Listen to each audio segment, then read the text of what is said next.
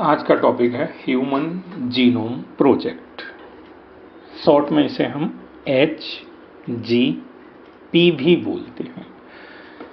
तो इसको अगर हमें आसान भाषा में समझना है तो ये है क्या, देखते हैं। दरअसल दुनिया भर से रिसर्चर ने जो कि इस प्रोजेक्ट में इन्वॉल्व थे, उन्होंने दुनिया भर से अलग अलग कंट्री से हजारों लोगों के ब्लड सैंपल कलेक्ट किए, है ना, डीएनए पर्पज के लिए, डीएनए के लिए बेसिकली। ठीक, तो वो जो डीएनए थे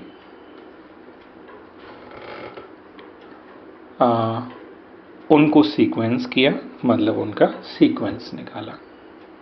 ठीक है, टेक्निक्स, टेक्नोलॉजी, मशीनों की मदद से उनका सीक्वेंस निकाला।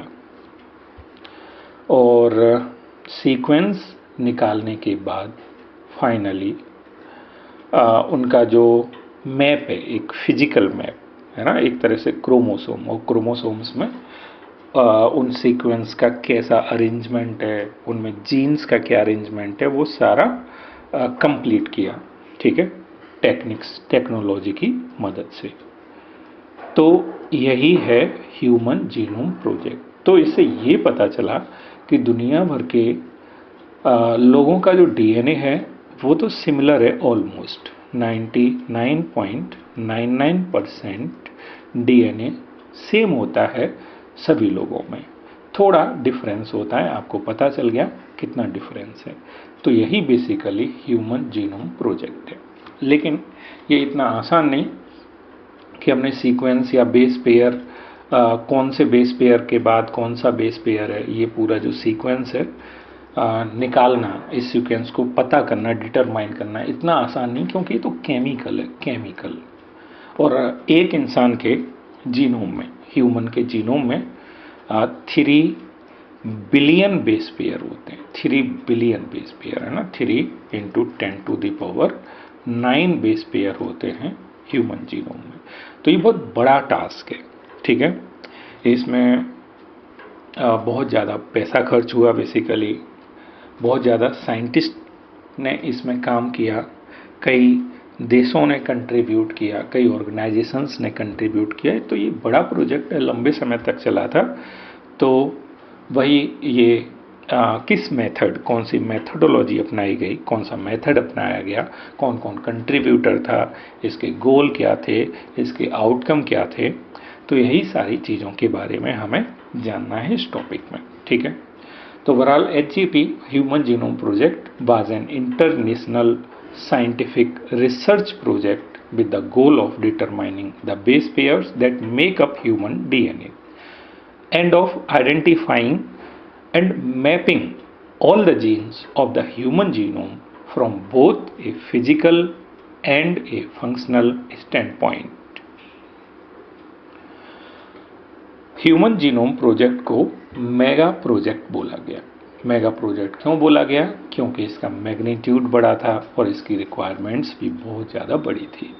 तो मैग्नीट्यूड, रिक्वायरमेंट्स बड़ी होने की वजह से इसे मेगा प्रोजेक्ट बोला गया। अब देख लेते हैं इसका मैग्नीट्यूड कितना बड़ा था।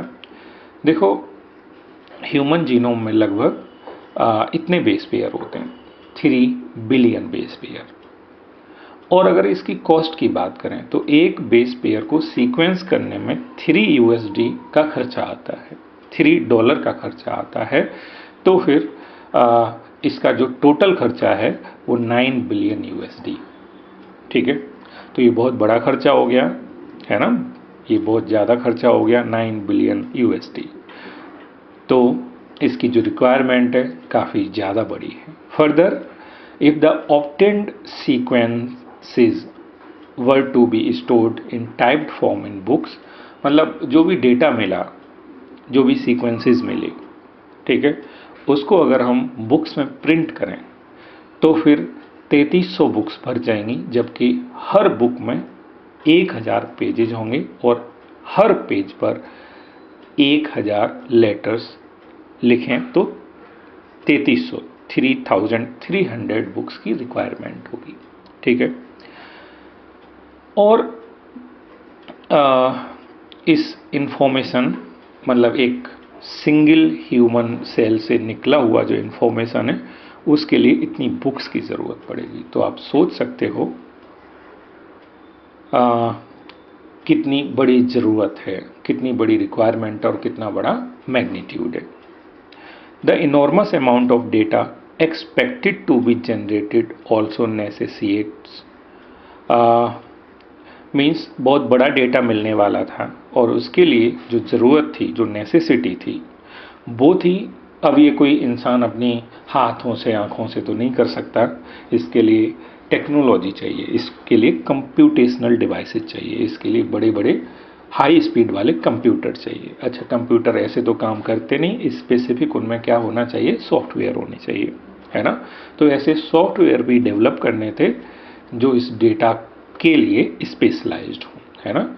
तो हाई स्पीड कंप्यूटेशनल डिवाइसेस और वो सॉफ्टवेयर्स जिसकी वजह से डेटा को स्टोरेज किया जाए, उसको रिट्राइव करने के लिए और एनालिसिस करने के लिए और स्टोर करने के लिए, ठीक है। तो दरअसल जो इतना बड़ा डेटा मिला उसको एनालाइज, स्टोर, रिट्राइव और ऑर्गेनाइज करने के लिए high speed computational devices and softwares की ज़रूरत थी। और ये ज़रूरत पूरी हुई दरअसल एक नई बायोलॉजी की शाखा, नया एरिया बनाना पड़ा जिसे हम बोलते हैं बायो इन्फॉर्मेटिक्स। और ये बायो इन्फॉर्मेटिक्स में ये सभी स्ट्रीम्स हैं, मतलब इन स्ट्रीम्स को मिला के एक नई स्ट्रीम बनाई गई जिसका नाम है बायो इन्फॉर्मेटिक्स, है ना।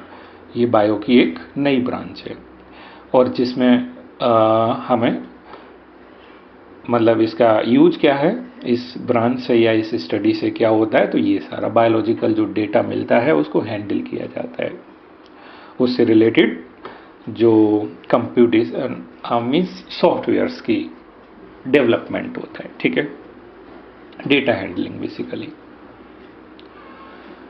अब ये तो मैग्नीट्यूड और रिक्वायरमेंट्स की बात थी, है ना। ये मेगा प्रोजेक्ट है ह्यूमन जीनोम प्रोजेक्ट HGP, इसकी बात थी। अभी अगर इसका देखें टाइम तो ये इतने लंबे समय तक चला, 13 ईयर लॉन्ग प्रोजेक्ट था ये। तो इस हिसाब से भी ये मेगा प्रोजेक्ट हो गया, हम कह सकते हैं इसको, ठीक है। 1990 में ये लॉन्च हुआ जबकि 2003 में ऑलमोस्ट कंप्लीट हुआ, फुल्ली कंप्लीट नहीं, ऑलमोस्ट, ठीक है। The human genome project was coordinated by US department of energy and national institute of health. तो दरअसल इसकी शुरुआत हुई, ये एक तो NIH national institute of health USA का ये है और डिपार्टमेंट ऑफ एनर्जी, इन दो इंस्टीट्यूशन ने इसकी शुरुआत की। फिर बाद में कुछ समय बाद वेलकम ट्रस्ट, है ना, ये UK का ट्रस्ट है, यूनाइटेड किंगडम का एक ट्रस्ट है जिसने फंडिंग की इस प्रोजेक्ट के लिए, ठीक है।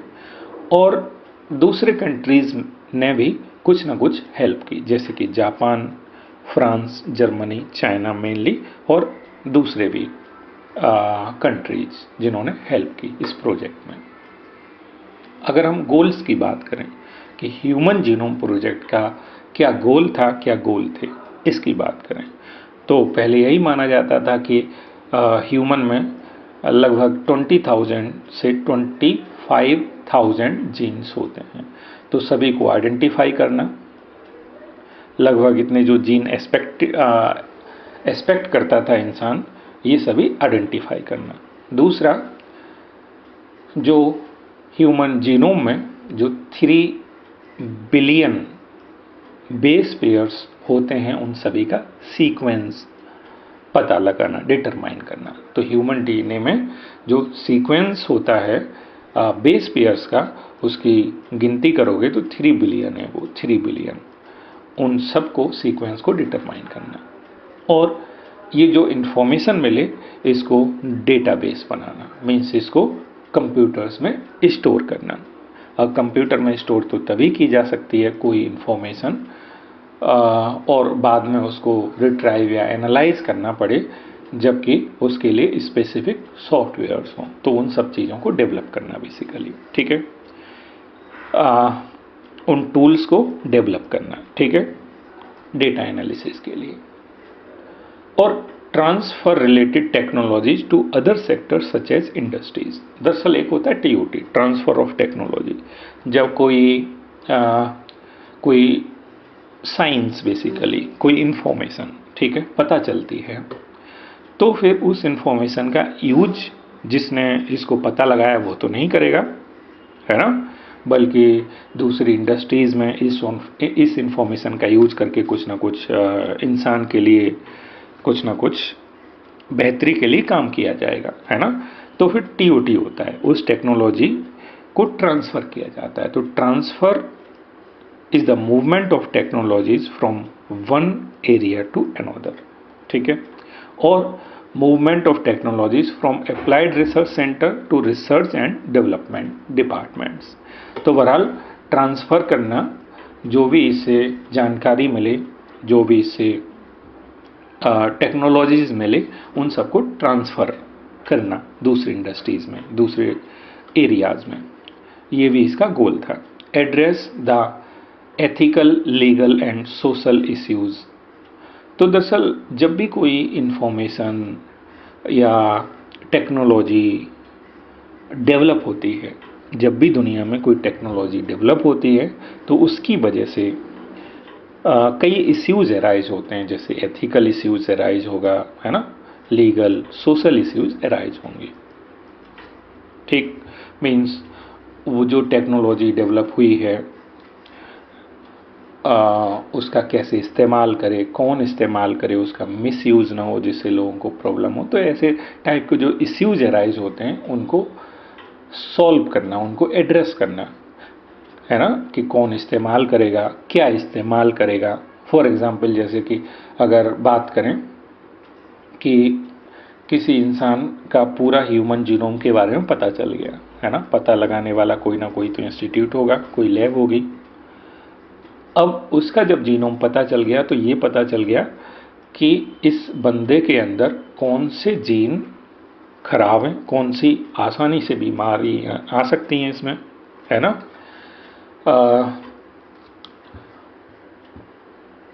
और इसकी डेथ जल्दी हो जाएगी। तो पता चला ये इन्फॉर्मेशन अगर ये बीमा वाली कंपनी में जो इंश्योरेंस करती हैं उन कंपनी को ये बेच दे, ये वाला इंस्टीट्यूशन, तो फिर उसके साथ तो ये नाइंसाफ़ी हुई बेसिकली। तो ये इस टाइप के जो इश्यूज़ होते हैं उन सभी को एड्रेस करना भी एक गोल था किसका, ह्यूमन जीनोम प्रोजेक्ट का, ठीक है। अब अगर हम बात करें जो मुख्य इसके फीचर्स हैं ह्यूमन जीनोम के, जो ह्यूमन जीनोम प्रोजेक्ट से निकले, पता लगे, जो मुख्य बातें हैं इसकी वो क्या क्या हैं। ह्यूमन जीनोम प्रोजेक्ट कंप्लीट होने के बाद ह्यूमन जीनोम के बारे में क्या क्या मुख्य बातें सामने आई वो हम देखते हैं, ठीक है। तो एक तो human genome contains 3164.7 million nucleotide basis.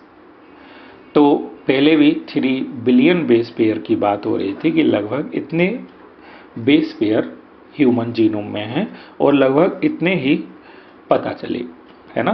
तो एक तो ये बात निकली ह्यूमन जीनोम से। दूसरा, द एवरेज जीन कंसिस्ट, जैसे हर जीन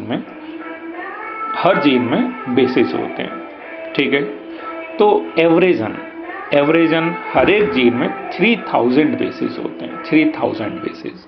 हाँ, लेकिन एवरेज की बात हो रही है, लेकिन कुछ जीन ऐसे भी हैं जिनमें बेसिस की संख्या कितनी है, 2.4 मिलियन बेस। और ये वाला जीन कौन सा है, डिस्ट्रोफिन का।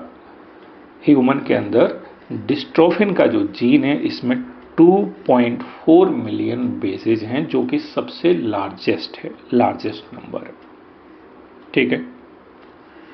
और अगली बात है the total number of gene is estimated. पहले तो वही 20-25 हज़ार या 30 हज़ार के करीब एस्टिमेशन था पहले, much lower than previous estimation.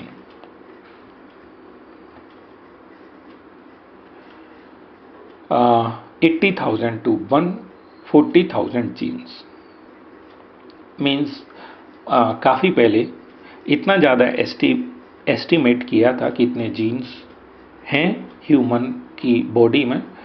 दरअसल इससे बहुत कम जीन्स ही हैं हमारी बॉडी में, और वो कितने 30,000। Almost all 99.9% nucleotide base are exactly same in all people.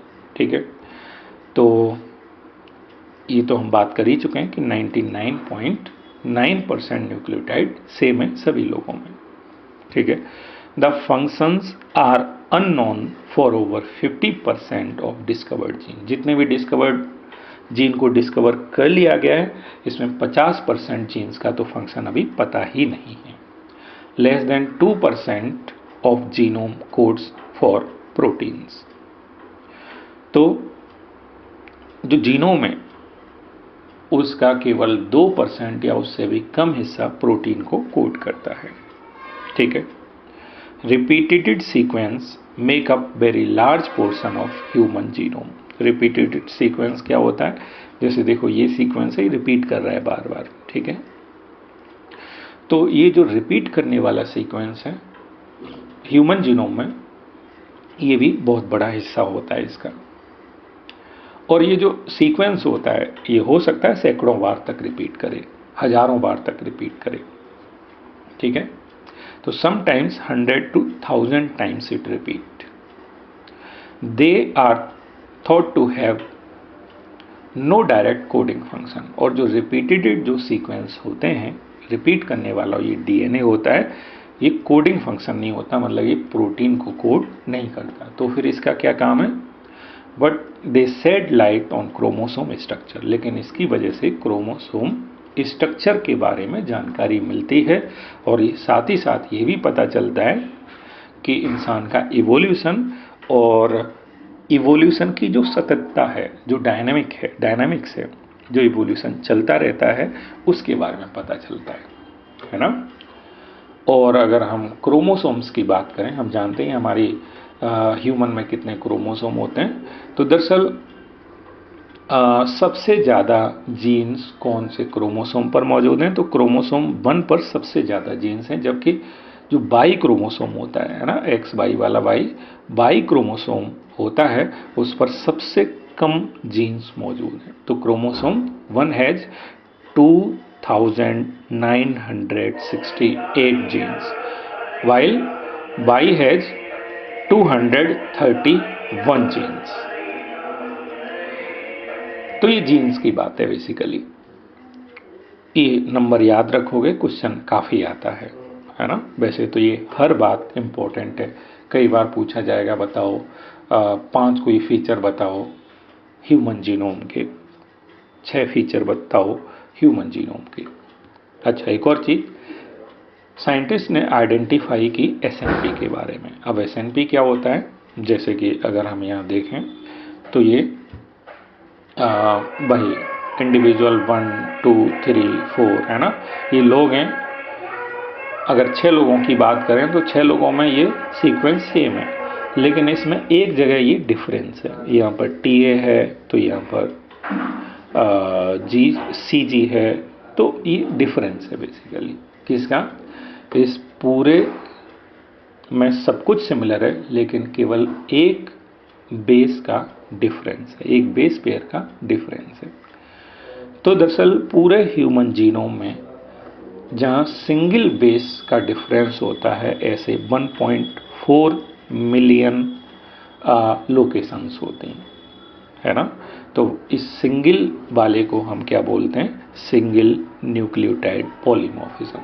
अब ये पॉलीमॉर्फिज्म क्या होती है, ये हम अगले टॉपिक में पढ़ेंगे, और जो कि इस चैप्टर का लास्ट टॉपिक भी है, डीएनए फिंगरप्रिंटिंग, SNPs। ठीक है, इसको स्निप्स भी बोल सकते हो आप। तो this information promises to revolutionize the process of finding chromosomal location for disease associated sequence and tracing human history। तो ये जो भी इंफॉर्मेशन है इसकी वजह से बेसिकली जो क्रोमोसोम पर डिजीज से रिलेटेड सीक्वेंस है उनके बारे में पता चलता है, और हम ह्यूमन की जो बायोलॉजिकल हिस्ट्री है, ह्यूमन की जो इवोल्यूशनरी हिस्ट्री है, उसके बारे में भी पता लगता है। ठीक है, तो ये साइलेंट फीचर हो गए। मुख्य बातें जो ह्यूमन जीनोम के बाद पता चली वो हैं, लेकिन ये सब काम कैसे किया गया, ये प्रोसेस कैसे किया गया, कौन से मेथड अपनाए गए, उनकी बात करेंगे। तो यहाँ दरअसल दो मेथड हैं, एक तो है एक्सप्रेस्ड सीक्वेंस टैग्स और दूसरा है sequence annotation. Expressed sequence tag, दूसरा है सीक्वेंस एनोटेशन। जरा ये चीज़ देखते हैं, वैसे हम देख चुके हैं इसको। डीएनए जिसमें एक्सॉन प्रेजेंट है, इंट्रॉन प्रेजेंट है, एक्सॉन इंट्रॉन एक्सॉन। हम ये भी जानते हैं कि जो इंट्रॉन है वो काम का नहीं है। ठीक है, जो प्रोटीन की कोडिंग मौजूद है वो किस में मौजूद है, एक्सॉन में, इंट्रॉन में नहीं। तो फिर हम जानते हैं स्प्लिसिंग के द्वारा जब ये ट्रांसक्राइब हो जाता है तो स्प्लिसिंग के द्वारा इस इंट्रॉन को रिमूव कर दिया जाता है और फाइनली ये बनता है एमआरएनए, है ना, फुल्ली प्रोसेस्ड एमआरएनए बन जाता है, एमआरएनए।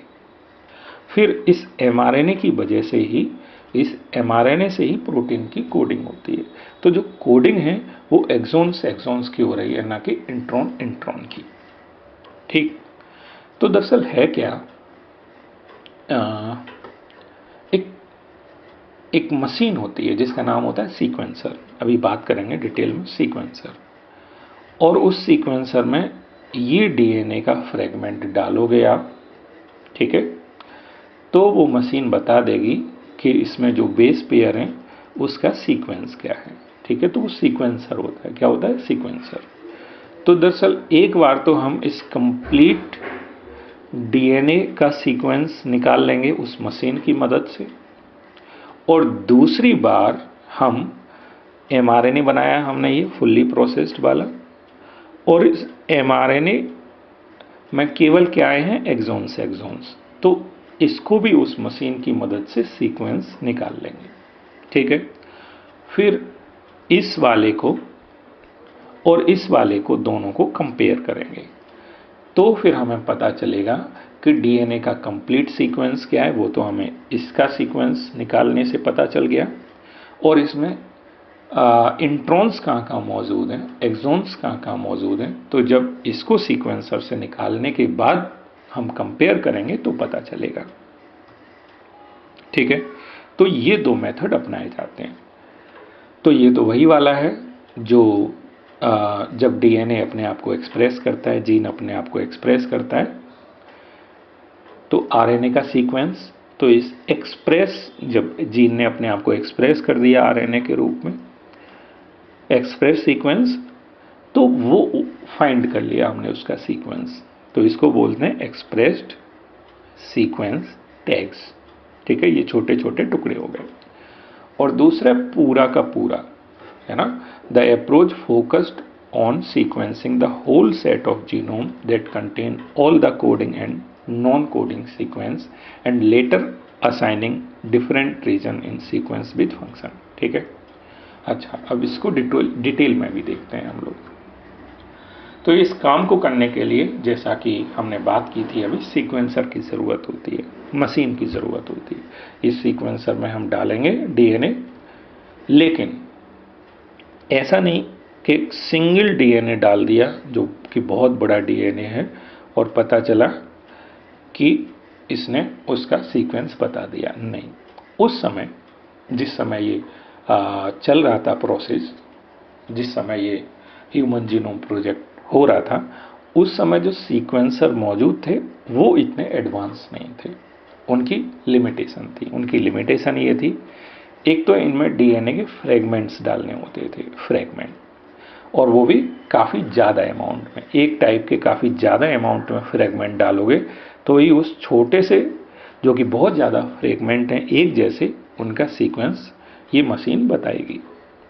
ठीक है, तो ये लिमिटेशन थी। एक तो ये लंबा डीएनए नहीं, और कम अमाउंट में डीएनए होगा तो भी नहीं बता सकती, तो ज़्यादा अमाउंट में डीएनए की ज़रूरत थी और छोटे छोटे टुकड़े। तो फिर सबसे पहला काम यही करना होता था हमें कि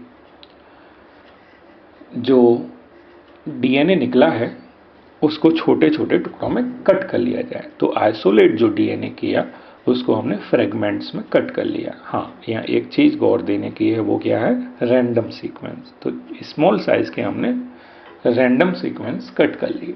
ठीक है, क्यों? क्योंकि उस समय टेक्निकल लिमिटेशन थी सीक्वेंसिंग की। और अब जब हमने कट कर लिया तो दरअसल हम इसको अब एम्पलीफाई करेंगे। छोटे छोटे टुकड़े हमने कट कर लिए, अब इसको एम्पलीफाई करेंगे। एम्पलीफाई का मतलब, अगर हमारे पास एक या दो फ्रेगमेंट हैं तो हमें ऐसे सैकड़ों हजारों फ्रेगमेंट बनाने पड़ेंगे। लेकिन ये जो एम्पलीफिकेशन है वो किसकी मदद से होता है? दरअसल वो होता है वेक्टर की मदद से। हाँ, वेक्टर क्या है, अभी बायोटेक्नोलॉजी यूनिट है, आगे पढ़ेंगे, उसमें हमें वेक्टर के बारे में डिटेल में जानकारी मिलेगी।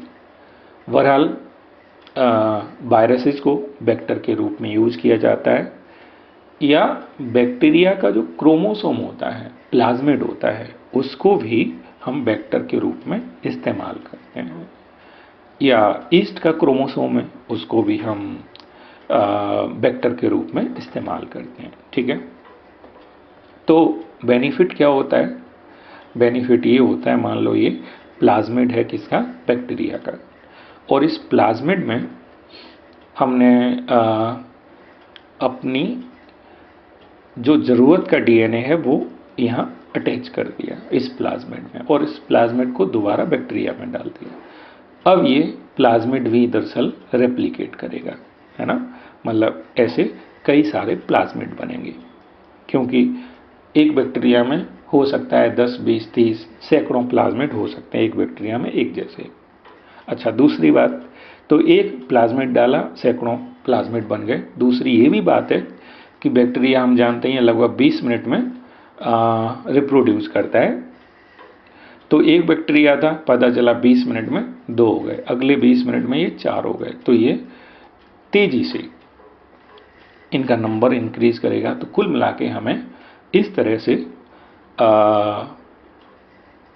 एम्पलीफाई कर लेंगे डीएनए को। डीएनए का अगर हमारे पास एक भी फ्रेगमेंट हुआ तो हम मिलियंस बिलियंस फ्रेगमेंट बना सकते हैं, और जब वो छोटे छोटे टुकड़े हमारे पास इतने ज़्यादा होंगे तो मशीन उनका सीक्वेंस पता लगा लेगी। उस मशीन को क्या बोलते हैं? सीक्वेंसर। ठीक है, तो ये बीएसी है। बीएसी का मतलब है bacterial artificial chromosomes.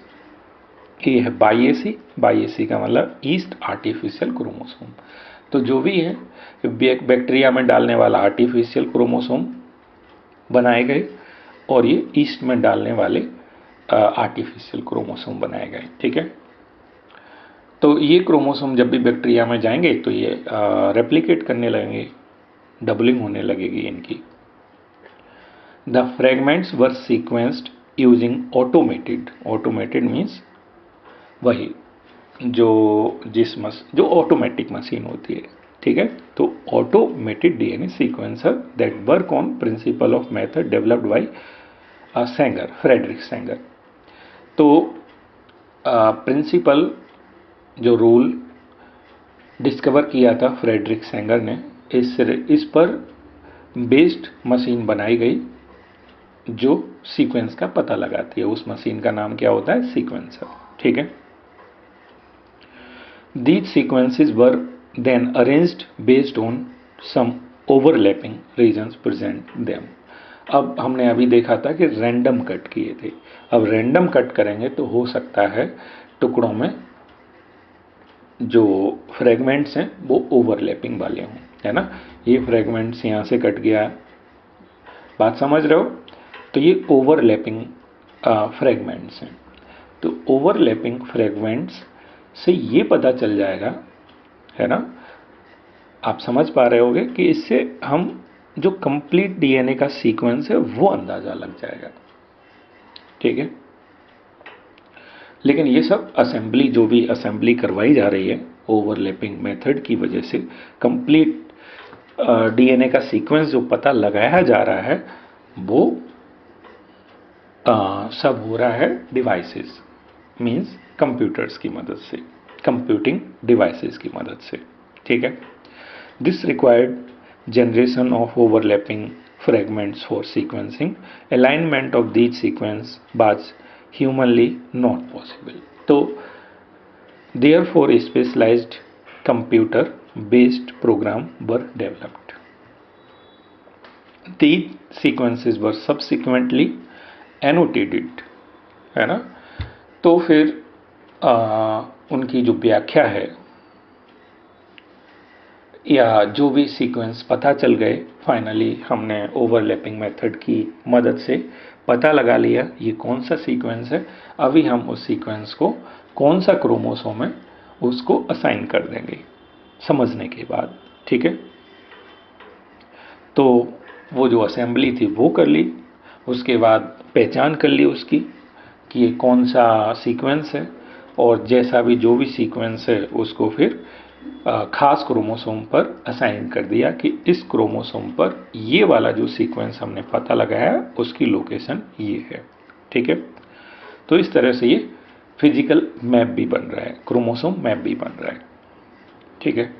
The sequence of chromosome 1 was completed only, जैसे मैंने बोला था कि ऑलमोस्ट 2003 में कंप्लीट हो गया था, लेकिन ये क्रोमोसोम 1 जो है वो दरअसल 2006 में या 6 तक कंप्लीट हुआ है, और यही ह्यूमन का लास्ट क्रोमोसोम था। टोटल 24 क्रोमोसोम होते हैं, आप जानते हो, 22 autosome plus X and Y, तो ये 24 क्रोमोसोम है, जिसमें क्रोमोसोम 1 सबसे लास्ट में इसके सीक्वेंस का पता लगा है। Another challenging task was assigning the genetic and physical map on the genome. This was generated using information on polymorphism of restriction endonuclease, ठीक है। इसको आप समझने की कोशिश करो। बहरहाल रेस्ट्रिक्शन एंडोन्यूक्लियस के बारे में आपने सुना होगा, एक एंजाइम होता है जो डीएनए को कट कर सकता है, ठीक है, ये स्पेसिफिक साइट से। और ये पॉलीमॉर्फिज्म मैंने बताया अगले टॉपिक में पता चलेगा, और ये वाला जो पॉइंट है वो अगले टॉपिक में ज़्यादा क्लियर होगा। माइक्रोसैटेलाइट, है ना, एंडोन्यूक्लिएज या पॉलीमॉर्फिज्म, अगले टॉपिक में हम इसको दोबारा करेंगे बहरहाल, ठीक। अब इसके एप्लीकेशन क्या है, तो हमने अब तक क्या क्या पढ़ लिया। एक तो गोल्स पढ़ लिए, वो मेगा प्रोजेक्ट था ये पढ़ लिया, उसके सैलिएंट फीचर थे वो पढ़ लिए, और कौन कौन सी मेथोडोलॉजी अपनाई गई, कौन से मेथड के द्वारा ये पूरा प्रोसेस कैरी किया गया वो देख लिया हमने। अभी एप्लीकेशन की बात करेंगे कि इस नॉलेज को हम अप्लाई कहाँ पर करें, ठीक है। तो knowledge about the effect of DNA variations among individual can lead to revolutionary new ways to diagnose. दरअसल हमने देखा कि वैसे तो इंसानों का 99.99% सेम है, जीनोम सेम है। इसका मतलब क्या है कि जितनी सिमिलरिटी होगी, ठीक है, अगर हम कोई ट्रीटमेंट के लिए रेमेडी तैयार करें, ठीक है, तो अगर दो लोगों का जीनोम सेम है तब तो वो रेमेडी दोनों के ऊपर इक्वली काम करेगी। लेकिन अगर वो उनमें जेनेटिक वेरिएशन है फूड डिजीज से रिलेटेड, तो हो सकता है रेमेडी किसी के ऊपर काम करे ज़्यादा और किसी के ऊपर काम करे कम, या ऐसा भी हो सकता है किसी के ऊपर काम करे और किसी को नुकसान पहुंचाए, किसी को फायदा किसी को नुकसान। लेकिन अगर हम उनका वेरिएशन पता लगा सकें तो हम लोगों को स्पेसिफिक ट्रीटमेंट दे सकते हैं। मीन्स इस बंदे को कौन सी दवा फायदा कर रही है, बस वही दवा दी जाएगी उसकी जेनेटिक देखकर, उसका जेनेटिक मेकअप देखकर ही उसको वो ट्रीटमेंट दिया जाएगा जो उस पर बेस्ट होगा, है ना। जैसे आपने देखा होगा कोई दवा किसी को रिएक्ट कर जाती है, तो रिएक्ट तो तभी करेगी ना जब उसमें रिएक्शन वाले जीन्स मौजूद हैं, ठीक है, या रेजिस्टेंस कम मौजूद है। तो बहरहाल इस वेरिएशन की मदद से डायग्नोसिस आसान होगी। डायग्नोसिस का मतलब क्या है, पता चला हमने शुरू में ही उसकी जेनेटिक मेकअप देख लिया और उससे पता चल गया कि इसमें कैंसर होने की कितनी पॉसिबिलिटी है। अब कैंसर होने की पॉसिबिलिटी है तो कार्सिनोजेन से उसको प्रोटेक्ट रखे वो अपनी बॉडी को, तो कैंसर से बचा रहेगा, है ना, क्योंकि ये सारा जीन्स का मामला है। ऐसे ही ट्रीटमेंट वाली बात हो गई। तो इस तरह से हम हज़ारों लोगों के डिसऑर्डर जो अभी ठीक नहीं कर पाते हैं, बीमारियां, वो ठीक कर सकेंगे, इवन उनको प्रिवेंट भी कर सकेंगे। तो ये एप्लीकेशन है इस चीज़ के, किसके, ह्यूमन जीनोम प्रोजेक्ट के। Besides providing clues to understand human biology, learning about non-human organism DNA sequences, तो हमने ह्यूमन का जीनोम तो पता लगाया है, साथ ही साथ दूसरे ऑर्गेनिज्म का भी जीनोम पता लगाया है, ठीक है। अब जो दूसरे ऑर्गेनिज्म हैं उनके जीनोम से हमें फ़ायदा होगा क्या, तो हम जानते ही हैं कि जैसे प्लांट्स की बात करें, है ना, पता चला ये प्लांट कोई खास केमिकल दे रहा है और ये केमिकल से हम दवा बनाते हैं, ठीक है। तो वो तो हम केमिकल को एनालाइज करते हैं, मतलब कौन सा प्लांट कौन कौन से केमिकल्स दे रहा है, ठीक है। और अगर हमें जीन्स ही पता चल जाए तो फिर हम उसके पोटेंशियल के बारे में जानेंगे। पोटेंशियल का मतलब ये क्या क्या कर सकता है बेसिकली।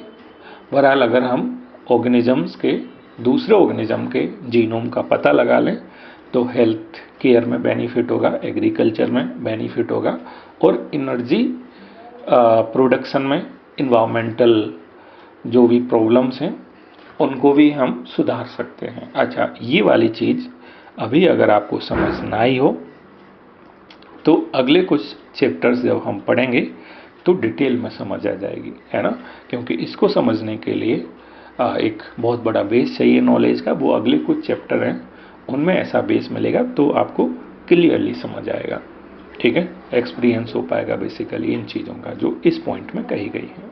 अभी आप रट सकते हो। Many non human model organism such as bacteria, वही दूसरे ऑर्गेनिज्म का भी सीक्वेंस किया गया है, उनमें ये कुछ एग्जाम्पल हैं और ये पूछे जाते हैं तो आप इनको याद कर लोगे, ठीक है। तो इनमें जैसे बैक्टीरिया, ईस्ट, ये नाम जो भी हैं आप इनको लर्न करोगे प्रॉपरली। अब चैलेंजेस क्या हैं, फ्यूचर के चैलेंजेस, तो meaningful knowledge from the DNA sequences will define research through the coming decades, leading to our understanding of biological system.